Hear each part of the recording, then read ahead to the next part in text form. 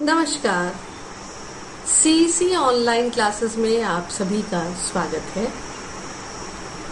Social research की बात हम लोग कर रहे हैं और जब रिसर्च की बात आती है, चाहे वे सोशल साइंस में हो या फिजिकल साइंस में, जो एक महत्वपूर्ण शब्द रिसर्च से जुड़ा है वो है ऑब्जेक्टिविटी, जिसे हिंदी में वस्तुनिष्ठता कहते हैं। आज के इस वीडियो में हम वस्तुनिष्ठता के बारे में विस्तार पूर्वक चर्चा करेंगे, जिसे लेकर के मैं उपस्थित हूँ डॉक्टर श्रुति टंडन, सहायक आचार्य समाजशास्त्र विभाग, राजकीय मीरा कन्या महाविद्यालय उदयपुर से। देखिए, जब हम सामाजिक शोध की बात करते हैं तो सामाजिक शोध का मौलिक उद्देश्य किसी सामाजिक घटना का वैज्ञानिक अध्ययन करना होता है, कार्य कारण संबंधों को ढूंढना होता है, जिसके द्वारा उस घटना की यथार्थता सामने आ सके, उसे सामने लाया जा सके। और इसके लिए सामाजिक अध्ययन में वस्तुनिष्ठता की आवश्यकता होती है। जब शोधकर्ता अभिनति से, यानी कि पक्षपातपूर्ण भावनाओं से, पक्षपातपूर्ण विचारों से दूर रहकर तटस्थता के साथ सामाजिक घटना का अध्ययन करता है तो उसे वस्तुनिष्ठता कहते हैं। एक बात सामान्य रूप से सुनने को मिलती है कि सामाजिक अनुसंधान में वस्तुनिष्ठता एक समस्या है कि चूंकि सामाजिक अनुसंधान सामाजिक घटनाओं से संबंधित है और अध्ययनकर्ता स्वयं समाज में रहता है, इसीलिए कई बार ऐसा हो सकता है कि वह वस्तुनिष्ठ ना रह पाए, ऑब्जेक्टिव ना रह पाए, उसमें सब्जेक्टिविटी आ जाए। लेकिन ऐसा अगर हो तो क्या वह रिसर्च कहलाएगा? ऐसा नहीं हो, इसीलिए जरूरी है कि एक अध्ययनकर्ता वस्तुनिष्ठता का अर्थ जाने और किस प्रकार से वस्तुनिष्ठता को प्राप्त करने में कठिनाइयां होती है उन्हें जाने और उन्हें कैसे दूर किया जा सकता है इसके बारे में जाने, जो कि इस वीडियो का प्रयास है कि इन सभी बातों के बारे में हम चर्चा करें। वास्तव में जैसा है उसी रूप में एक घटना का अध्ययन करना वस्तुनिष्ठ अध्ययन कहलाता है। अगर आप इस बात पर गौर करें तो समाजशास्त्र के बारे में भी यही कहा गया कि समाजशास्त्र क्या है का अध्ययन करता है। जब उसकी प्रकृति की बात आती है तो वह क्या है का अध्ययन करता है, ना कि क्या होना चाहिए का अध्ययन करता है। इसीलिए जब एक घटना को क्या है का अध्ययन करने के दृष्टिकोण से अध्ययन किया जाता है तो उसमें वस्तुनिष्ठता होगी, तभी इस प्रकार का अध्ययन संभव है। शोधकर्ता द्वारा वास्तविक अध्ययन सामाजिक शोध की भाषा में वस्तुनिष्ठ अध्ययन कहलाता है। वस्तुनिष्ठता को शोध करने वाले व्यक्ति की उस भावना और क्षमता के रूप में परिभाषित किया जा सकता है जिसके द्वारा वह घटनाओं को उसी रूप में देखता है जैसा कि वो घटित हुई होती है, ना कि वो अपने विचार, अपनी अभिव्यक्ति, अपनी मनोभावना, अपने संवेगों का उस अध्ययन में प्रयोग करता है।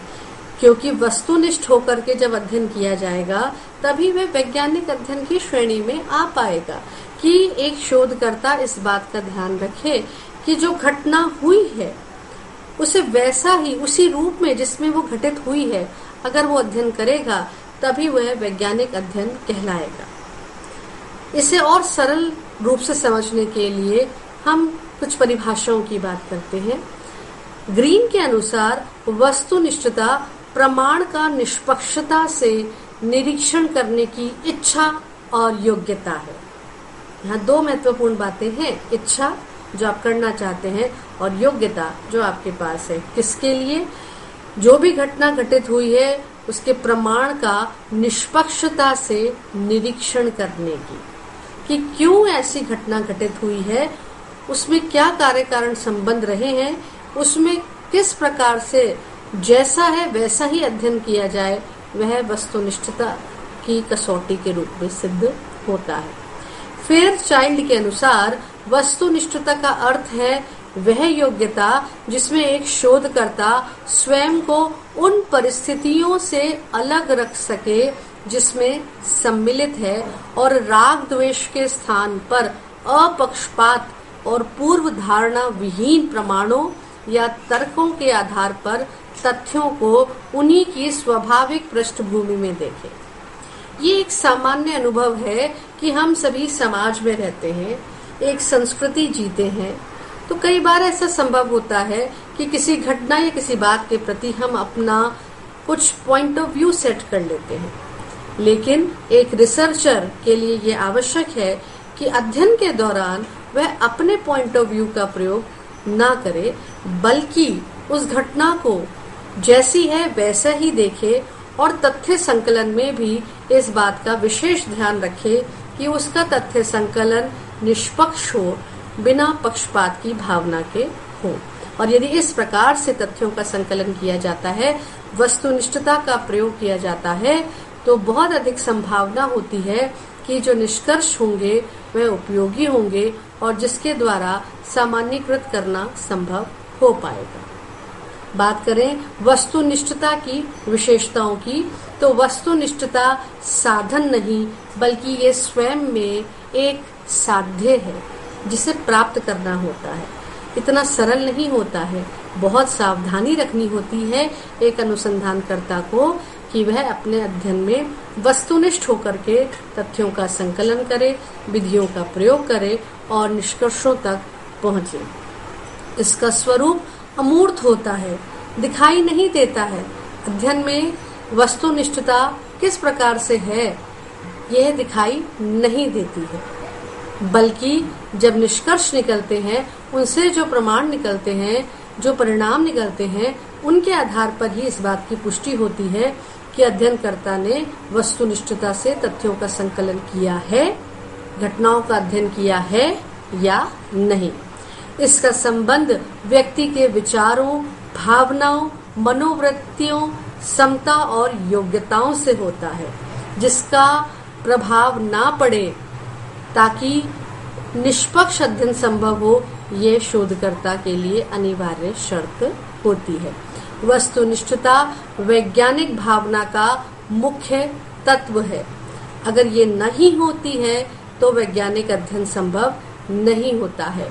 एक अनुसंधानकर्ता सफल रूप से अनुसंधान तभी कर सकता है, वैज्ञानिक विधि की सफलता को तभी प्राप्त कर सकता है जब उसके द्वारा किया गया तथ्य संकलन या उसके द्वारा किया गया अनुसंधान वस्तुनिष्ठ हो, बिना किसी पक्षपात की भावना के हो। इसीलिए सामाजिक अनुसंधान में वस्तुनिष्ठता की महत्वपूर्ण आवश्यकता देखने को मिलती है। वस्तुनिष्ठता की इस आवश्यकता और महत्व पर अब हम प्रकाश डालते हुए अगर बात करें, तो वस्तुनिष्ठता से मौलिक तथ्यों की प्राप्ति संभव हो सकती है, क्योंकि अनुसंधानकर्ता निष्पक्ष होकर के तथ्यों का संकलन करता है, घटना को ज्यों का त्यों उसी रूप में देखता है, तो इसकी अधिक संभावना होती है कि इसके द्वारा मौलिक तथ्यों की प्राप्ति की जा सके। इससे वास्तविक अध्ययन कर पाना संभव होता है। हमने पहले भी बात की थी कि जब एक अनुसंधानकर्ता अपने अध्ययन के लिए उपकल्पना का निर्माण करता है, तो उपकल्पना सही भी सिद्ध हो सकती है या गलत भी सिद्ध हो सकती है, लेकिन ये आवश्यक है कि एक शोधकर्ता, रिसर्चर इसको सही सिद्ध करने में ना लगे, और यदि इसके लिए वह वस्तुनिष्ठ होकर के अध्ययन कर रहा है तो उसका अध्ययन वास्तविक अध्ययन की श्रेणी में आता है। सत्यापन के लिए आवश्यक होता है वस्तुनिष्ठता का होना, क्योंकि यदि वस्तुनिष्ठता है तो घटना ज्यों का त्यों जैसी है वैसी ही अध्ययन में सामने आएगी, जिससे उसका सत्यापन करना संभव हो सकता है। इसीलिए पक्षपात रहित निष्कर्षों की प्राप्ति होती है। वन साइडेड या बायस्ड रिजल्ट्स हमें नहीं मिलते हैं, क्योंकि तथ्यों का संकलन, उसके बाद वो जो प्रक्रिया है जिसमें संकेतीकरण है, जिसमें हम उसका संपादन करते हैं, क्लासिफिकेशन करते हैं, उसको टेबुलेशन करते हैं, स्टैटिस्टिक्स के द्वारा निष्कर्षों तक पहुंचते हैं, वो सभी पक्षपात रहित होती हैं और इसके द्वारा पक्षपात रहित निष्कर्ष अनुसंधान से हमें प्राप्त होता है। वैज्ञानिक पद्धति की सफलता भी तभी संभव है जब अनुसंधान में वस्तुनिष्ठता देखने को मिलती है, अन्यथा वैज्ञानिक विधि का प्रयोग सफल हो ही नहीं सकता यदि अध्ययन में वस्तुनिष्ठता का अभाव होता है। नए अनुसंधानों के लिए भी ये आवश्यक है कि अनुसंधान इस प्रकार से किया जाए जिसमें वस्तुनिष्ठता देखने को मिले।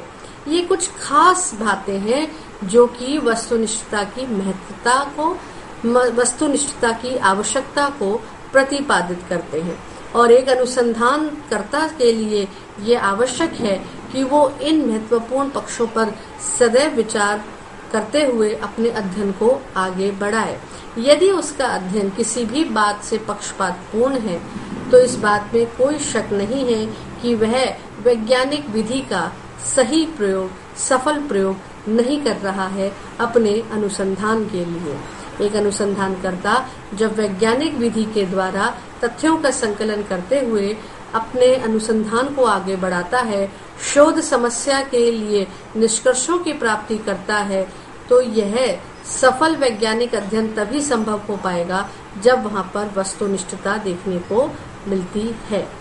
अब अगर बात करें कि वस्तुनिष्ठता की प्राप्ति की कठिनाइयां क्या आती हैं, तो सबसे पहली बात आती है शोधकर्ता तथा निदर्शन की अभिनति। यानी कि जो रिसर्चर है, जो रिसर्च कर रहा है, और रिस्पोंडेंट जो उत्तरदाता है, जो समस्या से संबंधित है, जो कि अनुसंधान को आगे बढ़ाने में सहयोग करता है अपने उत्तरों के द्वारा, तो यदि दोनों में ही किसी भी प्रकार की पक्षपात की भावना है तो यह वस्तुनिष्ठता को प्राप्त करने में कभी भी सफलता नहीं देगी। वस्तुनिष्ठता की प्राप्ति में हमेशा कठिनाई उत्पन्न करेगी अगर शोधकर्ता और निदर्शन, यानी कि वो जो सैंपल है जिससे कि अनुसंधानकर्ता जिस पर अपने डेटा कलेक्शन के लिए उनसे संपर्क स्थापित करके आगे बढ़ाता है अध्ययन को, यदि उन दोनों में ही किसी भी प्रकार सा या उन दोनों में से किसी एक में भी अभिनति देखने को मिलती है, पक्षपातपूर्ण रवैया देखने को मिलता है, तो वस्तुनिष्ठता की प्राप्ति संभव नहीं हो सकती। सूचनाओं की अभिनति की भी बात सामने आती है कि यदि आपके पास सूचना ही आपने वैसी ही कलेक्ट करी है जैसी आप चाह रहे हैं, जबकि सूचनाओं को भी हमें इस रूप में देखना होता है जो हमारे अध्ययन को निष्पक्ष होने में सहायता प्रदान करती है। तथ्यों का दोषपूर्ण संकलन करना और उसकी विवेचना करना भी वस्तुनिष्ठता की प्राप्ति में कठिनाइयां उत्पन्न करता है, क्योंकि इन्हीं के आधार पर, तथ्यों के आधार पर ही बहुत ज्यादा निर्भर होता है एक अनुसंधानकर्ता का अनुसंधान। और अगर ये तथ्यों का संकलन ही दोषपूर्ण है तो जाहिर सी बात है कि उसकी विवेचना भी दोषपूर्ण होती है, और दोनों ही परिस्थितियों में वस्तुनिष्ठता की प्राप्ति हो ऐसा संभव नहीं है। इसलिए ये वस्तुनिष्ठता की प्राप्ति में कठिनाइयां उत्पन्न करता है। कुछ भावनात्मक प्रवृत्तियां भी इसमें अपनी भूमिका निभाती हैं, क्योंकि ये भावनात्मक प्रवृत्तियां ही एक व्यक्ति को, अनुसंधानकर्ता को या उत्तरदाता को मोटिवेट करती है कि वह अध्ययन में निष्पक्ष नहीं रहे, बल्कि पक्षपात होकर के अगर वह अपने अध्ययन को आगे बढ़ा रहा है, पक्षपातपूर्ण रवैया रख रहा है, तो वस्तुनिष्ठता की प्राप्ति संभव नहीं हो सकती है। इसमें साधारण समझ की भी बात आती है। एक अनुसंधानकर्ता के लिए ये आवश्यक है कि वे साधारण समझ से थोड़ा ऊंचा उठ करके अपने अध्ययन की गहराई को समझें। चूंकि वो रिसर्चर है, अनुसंधान करता है, अनुसंधान की प्रक्रिया का प्रयोग कर रहा है, यानी कि जो उसकी समझ का दायरा है वो अधिक विस्तृत होना चाहिए, जिसमें कि वस्तुनिष्ठता देखी जा सके, ना कि पक्षपातपूर्ण रवैया या नजरिया अपना करके अपने अध्ययन को साधारण समझ से वो आगे बढ़ाए। सांस्कृतिक पर्यावरण की भी इसमें महत्वपूर्ण भूमिका होती है। जैसे मैं पहले ही बात कर चुकी हूँ कि हर व्यक्ति समाज में रहता है, एक संस्कृति में जीवन व्यतीत करता है, तो उसका प्रभाव उसकी सोच पे, विचारों पे, मनोवृत्तियों पे हो, ये कोई बहुत अनोखी बात नहीं है, ऐसा हो सकता है। लेकिन इसका प्रभाव उसकी शोध पर हो और शोध में भी वो पक्षपातपूर्ण बन जाए तो ये गलत होगा। इसलिए शोध में इस बात की आवश्यकता है कि आप जिस परिवेश में रहते हुए हैं, लेकिन जिस परिवेश के उत्तरदाताओं से या जिस घटना के बारे में आप अध्ययन कर रहे हैं, उसके अनुरूप अपने अध्ययन की व्यवस्था को आगे बढ़ाएं। अगर ऐसा करेंगे तो वस्तुनिष्ठ होकर के अध्ययन कर पाएंगे, एक शोधकर्ता अध्ययन कर पाएगा। अन्यथा वह अपनी सांस्कृतिक पर्यावरण का प्रभाव उस अध्ययन में दिखाएगा तो वस्तुनिष्ठता का अभाव या वस्तुनिष्ठता की प्राप्ति सरल नहीं हो पाएगी। पक्षपात की संभावना इसमें इसीलिए अधिक बढ़ सकने की संभावना होने के कारण वस्तुनिष्ठता की प्राप्ति कठिन होगी। शीघ्रता पूर्ण निर्णय करना भी अनुसंधान में बहुत सरल बात नहीं है। इसीलिए बहुत जरूरी है कि निष्कर्ष तक निर्णय लेने के लिए शीघ्रता पूर्ण न जाया जाए, बल्कि शांति से निष्पक्ष होकर के तथ्यों का संकलन करने के पश्चात प्रक्रिया के अनुसंधान की प्रक्रिया के दौरान निष्कर्षों तक पहुंचा जाए।